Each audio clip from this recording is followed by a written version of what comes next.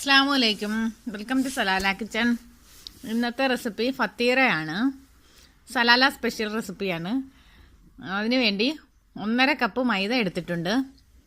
ഒരു 1/2 ഗ്ലാസ് വെള്ളത്തിൽ 1/2 table spoon east ഇട്ട് ചൂടുവെള്ളത്തിൽ ഈസ്റ്റ് ഇട്ട് പൊങ്ങാൻ വേണ്ടി വെച്ചിട്ടുണ്ട്. ഇനി ഇതിന് ഉപ്പ് വേണം, ഒരു മുട്ട വേണം, ക്രീം ചീസ് വേണം,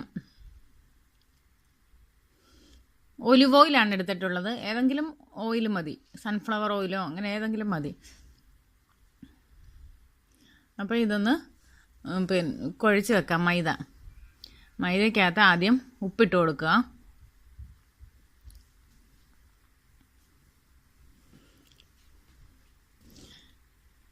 ഞാൻ 1/2 കപ്പ് വെള്ളത്തിനകത്ത് 1/2 ടേബിൾ സ്പൂൺ ഈസ്റ്റ് ഇട്ട് പൊങ്ങാൻ വെച്ചതാണ്. ചൂടുവെള്ളത്തിൽ വെള്ളമാണ് ഒഴിച്ച് കൊടുക്കുന്നത്.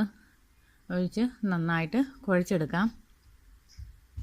ഇനിയും വെള്ളം വേണമെന്ന് തോന്നുവാണെങ്കിൽ ചെറിയ ചൂടുവെള്ളം ഒഴിച്ചു കൊടുക്കാം. 1 ടീസ്പൂൺ ഒലിവ് ഓയിലും കൂടെ ഒഴിച്ചു കൊടുക്കാം. ഇതിൻ്റെ മുകളിൽ ഓയിൽ സ്പ്രെഡ് ചെയ്ത് ഒരു മണിക്കൂറെങ്കിലും പൊങ്ങാൻ വെക്കണം.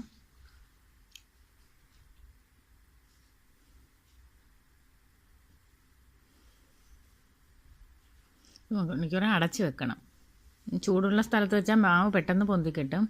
ഇനി ഈ മാവ് റെഡി ആയിട്ടുണ്ട്. ഞാൻ 1.5 മണിക്കൂറോളം ഇത് വെച്ചിട്ടുണ്ട്. ഇനി അത് ബോളാക്കുക. പൊറോട്ടയ്ക്ക് ബോളാക്കുന്ന മാതിരി ബോളാക്കി എടുക്കുക. ഞാൻ 1.5 കപ്പിന് ഈ 3 ബോളാണ് മാവ് എടുത്തിട്ടുള്ളത്. ഇത് നൈസായിട്ട് പരത്തിയെടുക്കണം. ടോപ്പിൽ ഓയിൽ തൂത്തിട്ട് വളരെ കനം കുറച്ച് പരത്തിയെടുക്കുക.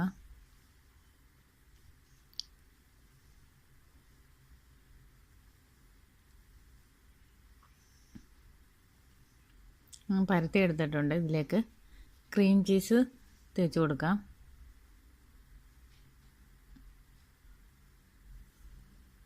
അതിനുശേഷം ഒരു മുട്ട പൊട്ടിച്ചൊഴിച്ച് കൊടുക്കാം.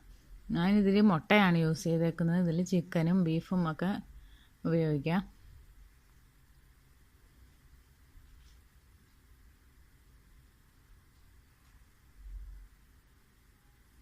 എന്നിട്ട് ഇത് 4 സൈഡിൽ നിന്നും മടക്കി കൊടുക്കണം, പെട്ടി പോലെ.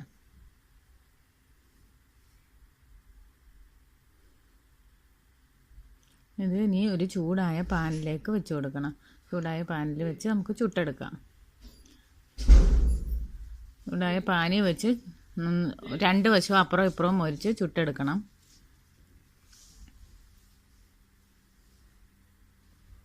ഞാൻ ഇപ്പോൾ ഈ മുട്ട ഫില്ല് ചെയ്ത മാതിരി ചിക്കനോ ബീഫോ ഫില്ല് ചെയ്ത് ഇങ്ങനെ മടക്കി റെഡിയാക്കാവുന്നതാണ്. ഇതിന് ഫത്തീറ റെഡി ആയിട്ടുണ്ട്. ഇത് കട്ട് ചെയ്യണം. കട്ട് ചെയ്തിട്ട് തേൻ ഒഴിച്ചാണ് ഇത് കഴിക്കുന്നത്. ഇത് തേൻ ഒഴിച്ച് കൊടുക്കാം. ഈ റെസിപ്പി എല്ലാവർക്കും ഇഷ്ടമായെങ്കിൽ സബ്സ്ക്രൈബ് ചെയ്യണം, ഷെയർ ചെയ്യണം. Thank you for watching my video.